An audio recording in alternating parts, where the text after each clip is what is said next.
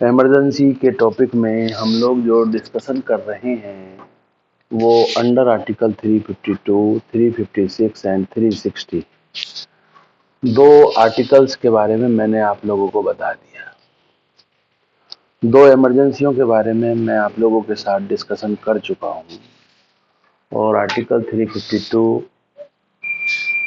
The related provisions of national emergency and read with इसके साथ आप लोगों को 366 का close number 18 and 83 sub clause 2 proviso and 250 and 353 and 354 and 358 and 359 ये some articles the effect of national emergency के बारे में मैंने आप लोगों को बताया। ये सारी चीजें ये भले ही यहाँ ना पूछा जाए, ये डायरेक्टली क्वेश्चन हिट कर दिया जाता है तो आपके लिए प्रारंभिक परीक्षा में ये यहाँ से सहयोगी की भूमिका में आपके लिए असिस्ट कर सकते हैं। स्टेट इमरजेंसी में भी मैंने आप लोगों को दो आर्टिकल्स इसके साथ को रीड किए थे, आर्टिकल 355 एंड 365। ये स्टेट इमरजेंसी जो राज्य में संवैधानिक तंत्र की विफलता मानी जाती है उसके पीछे ये कारण बताया जाता है कि किन परिस्थितियों में स्टेट में कॉन्स्टिट्यूशन सिस्टम फेलियर कर गया है, राज्य में संवैधानिक तंत्र की विफलता हो गई है। उसके दो ग्राउंड्स मैंने आप लोगों को बताए। कल रिपोर्ट ऑफ द गवर्नर के ऊपर आपका जो कॉन्सेप्चुअल है, जो डिफरेंट स्टेट के आपको मैंने एग्जाम्पल दिए, हो सकता है आप किसी और स्टेट का भी एग्जाम्पल दे सकते हैं। यह हार्ड एंड फास्ट रूल नहीं है कि मैंने जो आपको बताया वही क्वेश्चन का आंसर होगा। आपको असम की घटना यदि याद आ सकती हो तो आप असम के बारे में बता सकते हैं। आपको किसी भी स्टेट में यदि स्टेट इमरजेंसी लगाई गई और कोर्ट के द्वारा उसको रीबर्थ किया गया, उसे पुनर्जीवित किया गया, तो वही आपके क्वेश्चंस का ग्राउंड है। जनरली आपसे वही क्वेश्चन पूछा जाएगा और मैंने आप लोगों के समक्ष कल अनसोल्ड में से कुछ क्वेश्चंस भी दिखाने का यही मेरा प्रयास था कि आप लोगों के पास दोनों तरह के मटेरियल होने चाहिए। यदि हम ट्रेडिशनल क्वेश्चन को हमें सोल्व करना है तो उसमें तो हम लोगों के लिए इजी वे है, क्योंकि सब लोग बैरेक्ट हैं, बुक्स हैं, उन्हें सब पढ़कर जाते हैं। लेकिन प्रेजेंट पोजीशंस, यदि वर्तमान परिस्थितियों के संदर्भ में कोई क्वेश्चन पूछा जाए तो उस समय हम कुछ पल के लिए मौन हो जाते हैं। एग्जाम में क्वेश्चन सोल्व करते समय हमारे समक्ष यही समस्या होती है कि ऐसे में उस प्रश्न का आंसर कैसे दें। तो घबराने की जरूरत नहीं है, केवल आपको उसके मेन कंसेप्ट पर जाना है और जो रूल्स को कभी भी एक्सेप्शंस नहीं बनाया जा सकता है, जो नियम होता है उससे बाहर नहीं जाएगा। राज्यपाल के द्वारा अपनी शक्तियों का प्रयोग करना बहुत अच्छी बात है, संविधान में पॉजिटिव अप्रोच दी गई है, लेकिन राज्यपाल के द्वारा अपनी शक्तियों का दुरुपयोग करना, ये संविधान में इस चीज की इजाजत किसी को नहीं दी जा सकती। और ऐसी परिस्थिति में फिर न्यायालय के पास एक ऐसा चाबुक है जिस चाबुक के द्वारा वह अपनी शक्तियों का प्रयोग करके, वह अपनी पावर्स को यूज करते हुए इन सिचुएशंस में कैसे और किन परिस्थितियों में उन सरकारों को पुनर्जीवित कर सकता है। तो ये आप लोगों के लिए मैंने state emergency with case law आप लोगों के सामने एक्सप्रेस किया। अब तीसरी जो इमरजेंसी है उसका नाम फाइनेंशियल इमरजेंसी है। रिलेटेड प्रोविजंस आप लोगों को जानकारी है, 360 है। इसमें आप लोगों को कोई बहुत ज्यादा होमवर्क करने की जरूरत नहीं है और वित्तीय आपातकाल से संबंधित प्रावधान की व्याख्या कभी भी नहीं की गई है, कभी भी क्वेश्चंस के पॉइंट ऑफ व्यू से नहीं पूछा गया है। लेकिन फिर भी आप लोगों को जानकारी के तौर पर आपको कहीं स्पीच देनी पड़ जाए इमरजेंसी के ऊपर, आपका कोई जनरल व्यू पूछना चाहे कि इमरजेंसी क्या है, तो आप इमरजेंसी में ऐसा थोड़ी ना है कि आप तीसरी को कहोगे कि सर ने अनइम्पोर्टेंट बता दिया था इसलिए हमने उसको नहीं पढ़ा। तो फाइनेंशियल इमरजेंसी के बारे में भी आप लोगों को थोड़ी सी जानकारी रखनी चाहिए। ये लिखने के लिए क्वेश्चन जनरली नहीं पूछा जाता, लेकिन प्रारंभिक परीक्षा में ये क्वेश्चन पूछा जा सकता है। जैसा कि नाम से ही आप लोगों को मालूम पड़ रहा है कि वित्तीय आपात क्या हो सकता है। देश में वित्त से संबंधित, आर्थिक, जो इकोनॉमी से संबंधित यदि कोई किसी भी तरह का इस तरह की परिस्थितियां विद्यमान हो गई हैं कि भारत की, संपूर्ण पूरे भारत की ही बात चल रही है, उसमें भारत की साख का स्थायित्व, जो स्टेबिलिटी होती है और उसकी जो क्रेडिटेबिलिटी होती है, दो वर्ड है, स्टेबिलिटी एंड क्रेडिटेबिलिटी।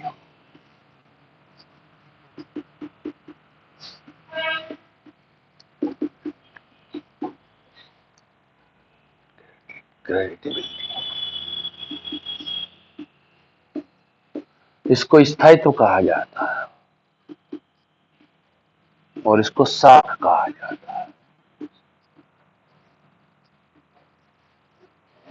साख तथा स्थायित्व में यदि भारत का कोई ऐसा खतरा हो गया है कि जिससे ना तो उसकी साख, क्रेडिटेबिलिटी हमारी खराब हो गई और स्थायित्व नहीं है हमारी इकोनॉमी में।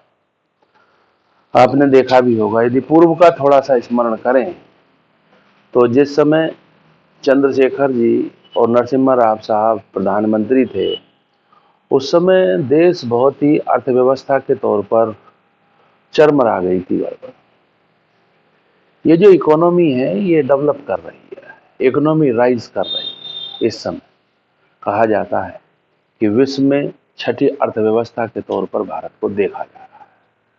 उसका मीनिंग ही ये साख किस चीज से बन सकती है? मेरे पास पैसा है, आपके पास पैसा नहीं है, तो इससे इंडिया की स्टेबिलिटी या उसकी क्रेडिटेबिलिटी पर कोई फर्क नहीं पड़ता।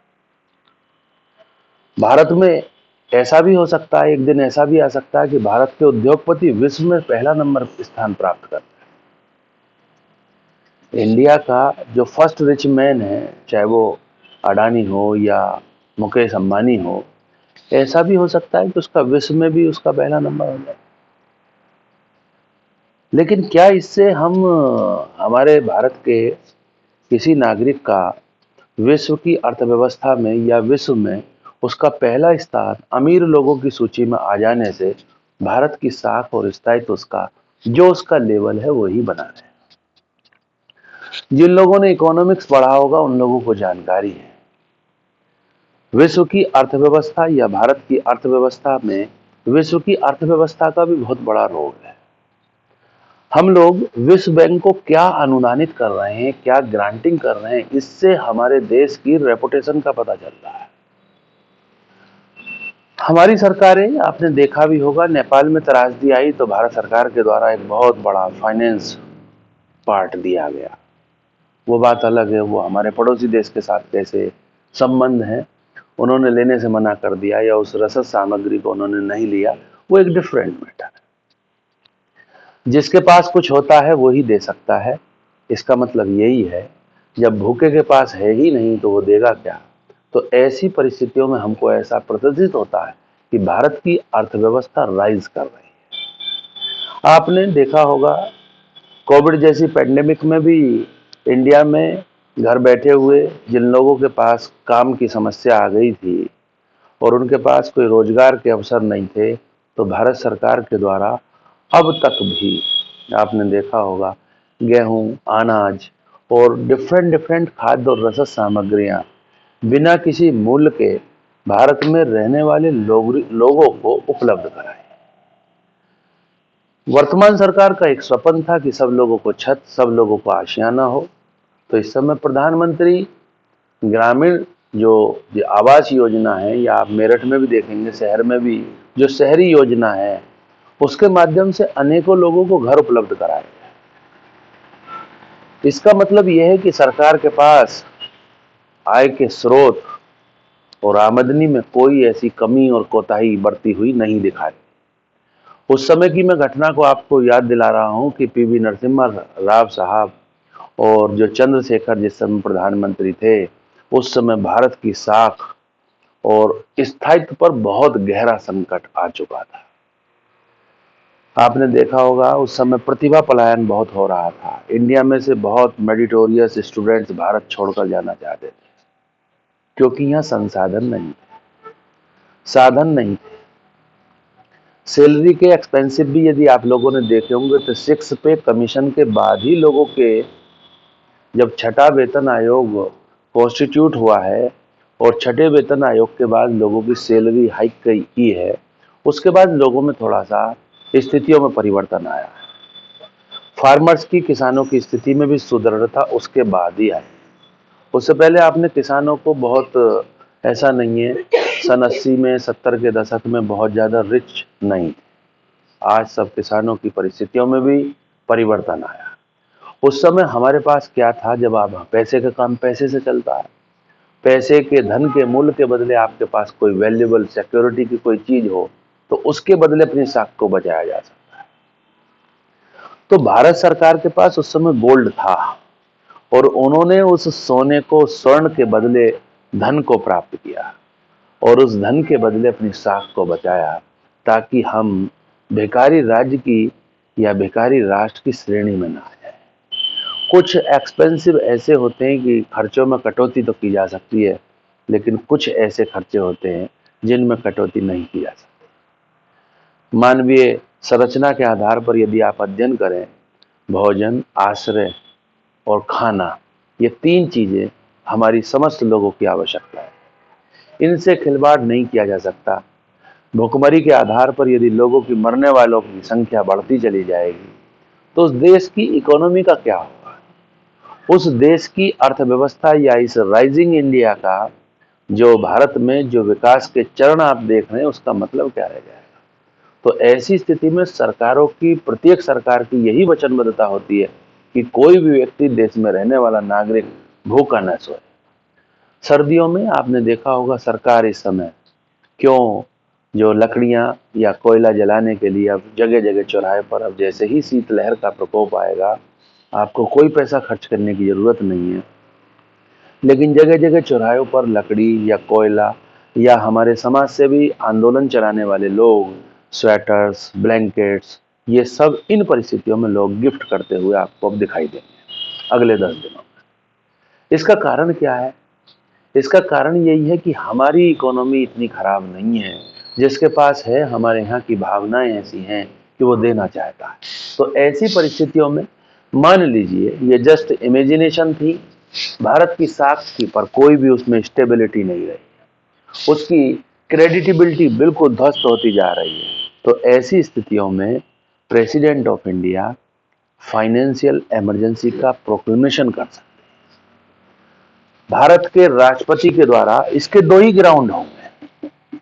आप यदि पैरेलल स्टडी करके देखें तो आपने इसका ग्राउंड बताया था, युद्ध, बाह्य आक्रमण या सशस्त्र विद्रोह के आधार पर संपूर्ण भारत को या भारत के किसी भाग की सुरक्षा पर यदि कोई संकट पैदा हो गया है तो president of India national emergency का प्रोक्लेमेशन कर। राज्य में संवैधानिक तंत्र की विफलता हो गई है, यूनियन के द्वारा दी गई डायरेक्शंस के कंप्लायंस स्टेट नहीं कर रहा है और सिक्योरिटी के पर्पस पर स्टेट फेल्योर कर गया, तो वहां पर प्रेसिडेंट ऑफ इंडिया के द्वारा स्टेट इमरजेंसी का प्रोक्लेमेशन जारी कर दिया जाएगा।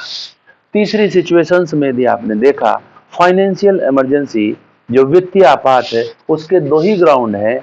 यदि भारत की साख या स्थायित्व पर कोई खतरा पैदा हो गया है तो प्रेसिडेंट ऑफ इंडिया के द्वारा फाइनेंशियल इमरजेंसी का प्रोक्लेमेशन जारी कर दिया जाएगा, ये उद्घोषणा जारी की जाएगी। इसका फिर दूसरा क्वेश्चन ढूंढते हैं कि ये कितने दिन के लिए की जा सकती है, तो आंसर कितना होगा? 2 मंथ के लिए,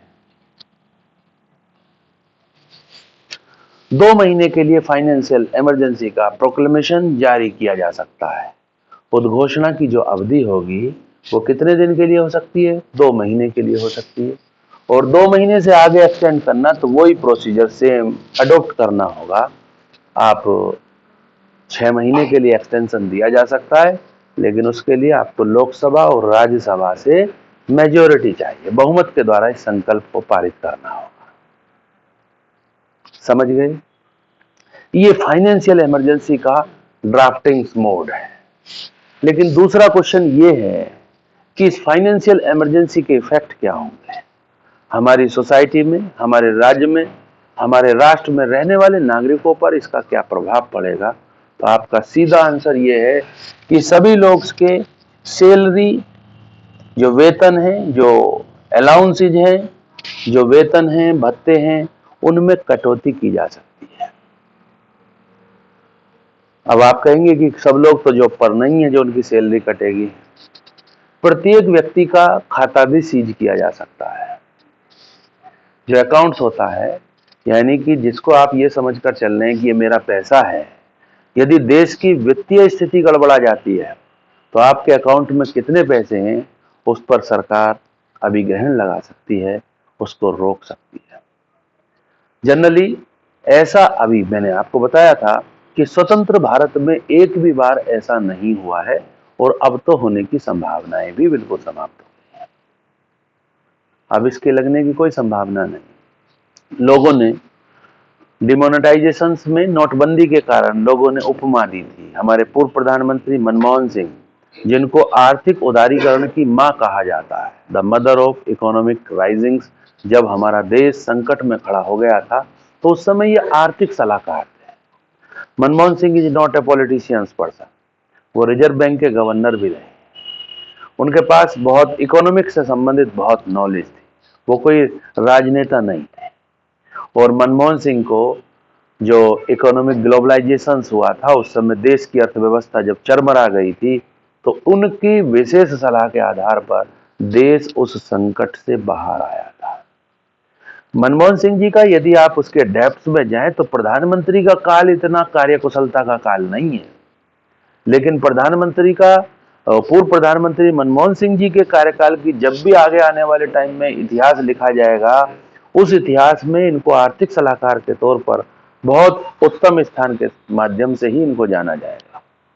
इन्होंने देश को संकट से बचाने का उस समय प्रयास किया और उनकी नीति रीतियां ही कहा जाता है कि आज भी जो नीतियां चल रही हैं, जो पॉलिसी हैं, वो मनमोहन सिंह जी की ही पॉलिसी है। जिस दिन इंसिडेंट होगा, जीवन है तो मृत्यु भी होगी। जिस दिन मनमोहन सिंह जाएंगे उस दिन बहुत बड़े बड़े न्यूज़पेपर में उनके लेख पुराने आएंगे कि इस तरीके से आप लोग इतिहास के माध्यम से उस दिन यदि कोई ऐसी घटना हो तो आप उसको पढ़ना, आपको ये चीजों की जानकारी हो जाएगी। क्लियर? ऐसी परिस्थितियों में हम क्या कर सकते हैं, मैंने आपको इसका इफेक्ट ऑफ फाइनेंशियल इमरजेंसी बताया कि वित्तीय आपात के प्रभाव क्या होंगे। आपने बताया वेतन में, भत्ते में, पेंशन्स में, किसी भी तरह के स्टाइफंड्स में कटौती की जा सकती है। आपने छोटा सा उदाहरण, इसका छोटा सा एग्जाम्पल ये भी देखा होगा, कोविड में जिस समय लॉकडाउन जैसी सिचुएशंस को भारत को सामना करना पड़ा, उस समय लोगों के महंगाई भत्ते को रोक दिया गया था। जो अलाउंसेज होते हैं हमारे, जो हर इंक्रीजमेंट जो लगते हैं लोगों की जॉब में आने के बाद, प्रत्येक व्यक्ति एक ही पद पर नहीं रहता, चाहे उसकी नियुक्ति मूल पद पर क्यों ना हुई हो, लेकिन उसको इंक्रीजमेंट दिया जाता है, उसके भत्ते में बढ़ोतरी की जाती है। तो सरकार के पास अर्थव्यवस्था एक हमारा बहुत भाग, क्योंकि लोगों के पास ये सब एक दूसरे पर आत्मनिर्भरता है। ये हम लोगों की भूल हो जाती है कि हमें नौकरी मिल गई तो अब दूसरा वर्ग के लिए वो कहते हैं, सब गवर्नमेंट जॉब वाले यही कहने लगे कि गवर्नमेंट जॉब वाले ही इस कोविड में सुरक्षित रहे। ऐसा वे लोग एक फ्रस्ट्रेशंस निकालने की हमारी सोसाइटी में इस तरह का वो लोगों का ये कहना है। लेकिन मैं कहता हूँ, मैं हमेशा से ही ये कहता हूँ, जब देश ही नहीं रहेगा तो ऐसी परिस्थितियों में उस नौकरी या उस राजा के पद का क्या महत्व रह जाएगा। तो सबसे पहले नेशन है, और नेशन कैसे बचेगा, राज्य में रहने वाले नागरिकों को सुरक्षित करना प्रत्येक व्यक्ति का दायित्व बनता है। तो ऐसी परिस्थितियों में आपने देखा होगा लॉकडाउन के सिचुएशंस में बहुत सी समाज सेवी संस्थाएं ने बहुत अपनी तरफ से बहुत बढ़ चढ़कर हिस्सा लिया। लोगों ने खाने के पैकेट्स, लोगों ने बहुत, बात ये नहीं है कि फोटो खिंचाने की बात है, बहुत से लोगों ने वास्तव में बहुत कुछ दिया। ऐसे देश में ऐसे योगदान देने वाले लोगों को किसी भी समय नहीं भुलाया जा सकता। वो वास्तव में ही देश की अर्थव्यवस्था में उन लोगों का बहुत बड़ा पार्टिसिपेंट होता है। भारत जैसे विशाल लोकतांत्रिक देश या मोस्ट पॉपुलेशन कंट्री, चाइना के बाद सेकंड नंबर पर, और ऐसी सिचुएशन में चक्का जाम कर देना, लॉकडाउन कर देना अपने आप में एक बड़ी बात है। और शुरू में तो सब लोगों ने एंजॉय के माध्यम से उस चीज को सीखा, शुरू में हमें उस पेंडेमिक का डर भी था, लेकिन कुछ दिन बाद जैसे ही वो डर समाप्त हुआ, लेकिन गवर्नमेंट की पॉलिसीज और रूल्स, क्योंकि वो उसके स्प्रेडिंग्स को रोकना चाहती थी और वो समझ नहीं पाई कि हमको ये कब रोकना और कब नहीं रोकना, उसमें लगभग ज़्यादा समय लग गया। जिस तरीके से बंद किया गया उस तरीके से खोलने की प्रक्रियाओं पर भी विचार किया गया। अब ऐसी स्थितियों में भारत सरकार इस चीज़ से आगाह हो चुका है कि लॉकडाउन बीमारी का निदान नहीं है। इस समय कह जरूर रहे हैं कोविड प्रोटोकॉल का पालन करें, इसका पालन करें, लेकिन अब लॉकडाउन जैसी स्थितियों का सामना शायद बीमारी का कितना ही स्प्रेड पॉइंट, कितना ही एग्जैक्ट आगे बढ़ जाए, लेकिन लॉकडाउन नहीं हो सकता। क्यों नहीं हो सकता? उसके पीछे कारण है इकोनॉमी। इसमें बड़े लोग हमेशा, मीडियम क्लास लोग हमेशा सफल रहे। आपने देखा होगा मनी की प्रॉपर्टी में जो इजाफा हुआ है वो कोविड के ड्यूरेशंस में ही हुआ है। बड़े लोगों पर कोई प्रभाव नहीं पड़ा, लेकिन इसका जो सबसे ज्यादा प्रभाव रेहड़ी वालों पर, पटरी वालों पर, जिनका छोले कुलचे लगाने का ठेका है, केले बेचने वाले का, सब्जी बेचने वाले का, ऐसे लोगों की आय पर बहुत ज्यादा प्रभाव पड़ा है। और वो लोग आज तक भी अभी सरवाइव करने में, उनके पास उस दौरान उनके पास कर्ज हो गया है, उस कर्ज को उतारने में वो लोग आज भी लगे। इकोनॉमी में मीडियम क्लास या हायर क्लास का कोई कुछ नहीं बिगड़ा, तो इसीलिए सरकार का इस समय ध्यान है। और सरकार ने, आपने देखा सेकंड वेव में स्कूलिंग्स बंद कर दिए गए, लेकिन बाकी कोई बाजार या इस तरीके से नहीं रोका गया। उसका कारण केवल उस वर्ग का ध्यान रखना था। समाजवाद राज्य की आप कल्पना करते हैं, सोशलिस्ट का मतलब ही है आर्थिक जो उन्नत व्यक्ति हैं और जो आर्थिक उन्नत नहीं है, उनके बीच में एक मध्य दीवार नहीं होनी चाहिए, यही समाजवाद है। ऐसे में जो लोग, बड़े लोग थे, लॉकडाउन में वो एंजॉय कर रहे थे। वो लोग, उनके कोई शौक में, कोई शान में कोई कमी नहीं थी, लेकिन जो गरीब तबका था उसके पास काम की समस्या थी, उसके पास, क्योंकि मांगने से गुजारा नहीं होता, मांगना हर चीज का सब्स्टिट्यूट नहीं है। जो लोग आत्मसम्मानी होते हैं वो कभी मांगने का प्रयास भी नहीं करते। तो ऐसी परिस्थितियों में कुछ लोगों ने आर्थिक, उनमें से हमारे मनमोहन सिंह जी भी थे, उन्होंने कहा था कि देश में अघोषित वित्तीय आपात जैसे हालात, अघोषित शब्द बोला उन्होंने, क्योंकि घोषित होता तो फिर 360 माना जाता। तो उन्होंने यही कहा था कि देश में अघोषित वित्तीय आपातकाल जैसी स्थितियां। उन्होंने ऐसा क्यों बोला? वो कोई पागल तो है नहीं। उन्होंने उसकी उपमा, क्योंकि अपोजिशन लीडर रहे थे, उनको बोलना जरूरी था। उन्होंने लोगों के वेतन भत्तों में जो महंगाई भत्ता नहीं बढ़ा, लोगों के काम की समस्याओं को सही तरीके से प्रॉपर नहीं मिल पाया, लोगों की भेजने की व्यवस्था सही तरीके से नहीं हो पाई, इस कारण उनका ये एक किस्म से विपक्ष का प्रहार था।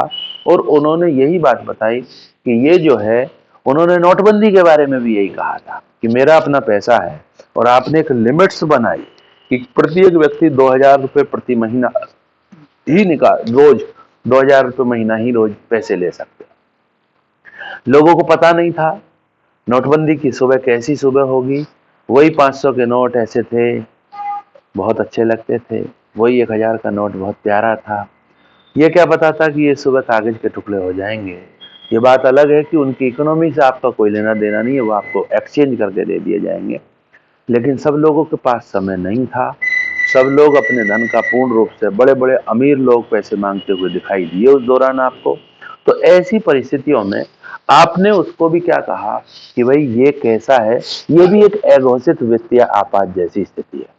लेकिन बस केवल एकमात्र आप लोगों के लिए एक्सेप्शनल पूछा जाता है और प्री में पूछ लिया जाता है कि ऐसा कौन सा पद है जो फाइनेंशियल इमरजेंसी के दौरान भी उसके वेतन और भत्तों में कटौती नहीं की जाती। उसका आंसर है प्रेसिडेंट ऑफ इंडिया। भारत के राष्ट्रपति की वित्तीय आपातकाल के दौरान किसी भी परिस्थितियों में उसके वेतन या भत्तों में कोई कटौती नहीं की जा सकती। बाकी यदि आपसे कोई भी क्वेश्चन पूछा जाए, अब आप ये मत पूछना कि सुप्रीम कोर्ट के जज का क्या होगा, आप ये मत पूछना गृह मंत्री का क्या होगा, आप ये मत पूछना कि कोई अन्य पदाधिकारी का क्या होगा।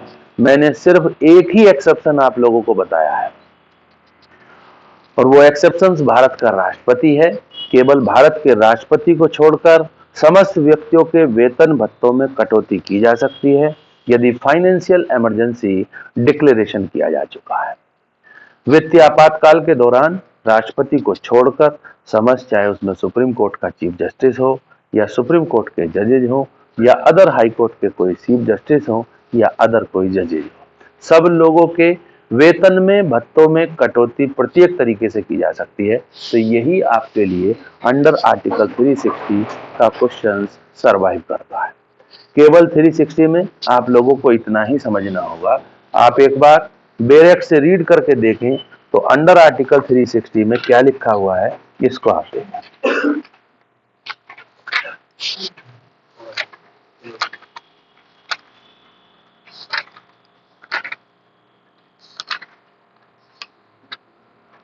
देखें, वित्तीय आपात के provisions as to financial emergency, यदि राष्ट्रपति का यह समाधान हो जाता है, if the president is satisfied that a situations has arising whereby the financial stability और क्रेडिट ऑफ इंडिया, दोनों वर्ड यही है ना, फाइनेंशियल स्टेबिलिटी और क्रेडिट ऑफ इंडिया और of any part of the territory, ये संपूर्ण भारत में या भारत के किसी भाग के लिए भी इसमें प्रयोग किया गया है। ये जरूरी नहीं है कि उत्तर प्रदेश डिफाल्टर हो गया, मान लीजिए इसके पास पैसा नहीं है, तो तब भी यहां पर भी लगाई जा सकती है। There of is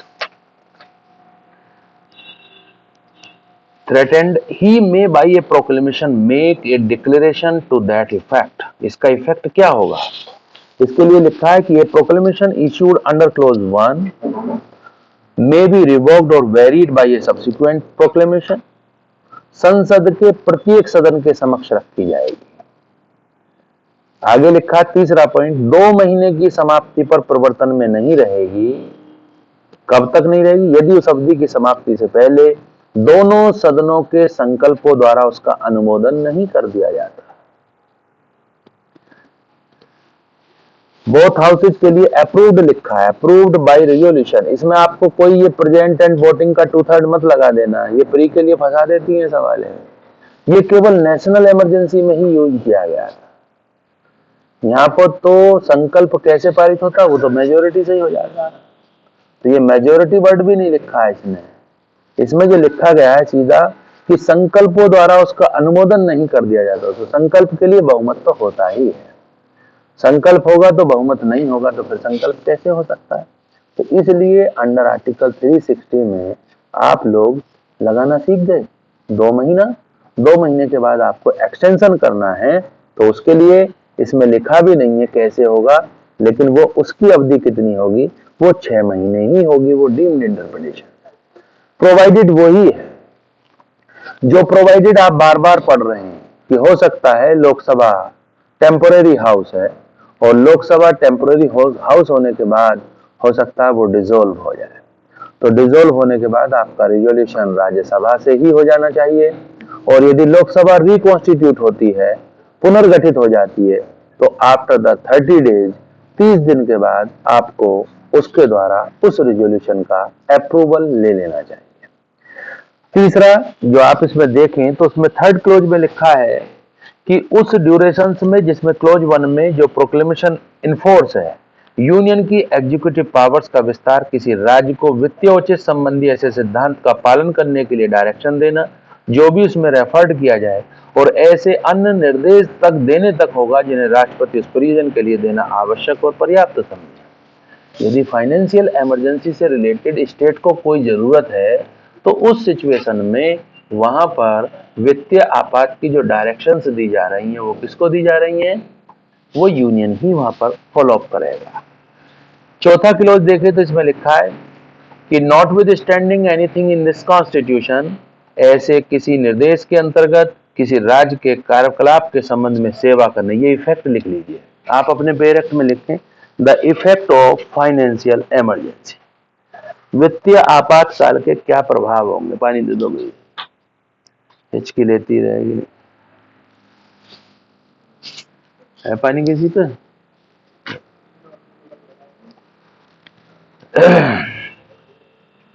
the effect of financial emergency, वित्तीय आपात के क्या प्रभाव होंगे? तो उसके आंसर देखिए कि जो स्टेट गवर्नमेंट के एम्प्लॉइज हैं उनके सैलरी अलाउंसेजों में कमी की अपेक्षा भी की जा सकती है, घटौती की जा सकती है, कटौती की जा सकती है, कम किया जा सकता है। दूसरा, मनी बिल को छोड़कर जिसको आर्टिकल 207 के उपबंध लागू होंगे, राज्य के विधानमंडल द्वारा पारित किए जाने के पश्चात राष्ट्रपति के विचार के लिए रिजर्व करने का प्रोविजन। दूसरा इफेक्ट ये है, अंडरलाइन करें, प्री का क्वेश्चन हो सकता है।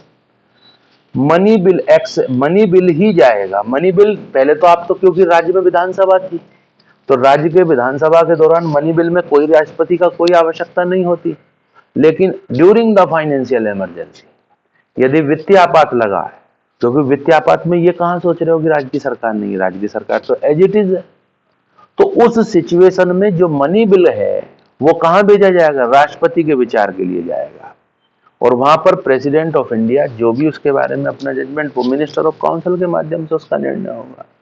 तो यहाँ पर ये चीज है। और राष्ट्रपति, बस इसमें यही चीज आप लिख लेना कि राष्ट्रपति के वेतन को छोड़कर जो भी एम्प्लॉइज हैं, जो भी आप सेवा करने वाले लोग हैं, उनके वेतन और भत्ते में क्या की जा सकती है? कमी की जा सकती है, डेफिशिएंसी की जा सकती है। राष्ट्रपति उस अवधि के दौरान जिसमें इस अनुच्छेद के अधीन उद्घोषणा प्रवर्तन में बनी हुई है, यूनियन के कार्यकलाप के संबंध में सेवा करने वाले सभी या किसी वर्ग के व्यक्तियों के, जिनके अंतर्गत सुप्रीम कोर्ट और हाई कोर्ट के न्यायाधीश भी हैं। आपके लिए उसने स्पष्ट लिख दिया। अब गलती मत करना, बहुत से बच्चे पूछते रहते हैं कि जी हाई कोर्ट जज की क्या होगी, सुप्रीम कोर्ट की जज की क्या होगी। उसने तो सब कुछ बता दिया, ये लिखा हुआ भी नहीं है। आप ढूंढने की कोशिश करें और आप मुझसे क्रॉस क्वेश्चन करें कि प्रेसिडेंट ऑफ इंडिया का भी नहीं लिखा हुआ है। प्रेसिडेंट ऑफ इंडिया का मैंने बताया ना कि exception of president of India लिखा हुआ नहीं है। उच्चतम न्यायालय वेतन भत्तों में कमी करने के लिए डायरेक्शन देने के लिए सक्षम होगा केवल, तो आप हाई कोर्ट और सुप्रीम कोर्ट के जजेज के बारे में भी आपका ये आंसर नहीं होगा, यानी कि उनके भी वेतन और भत्तों में कटौती की जा सकती है।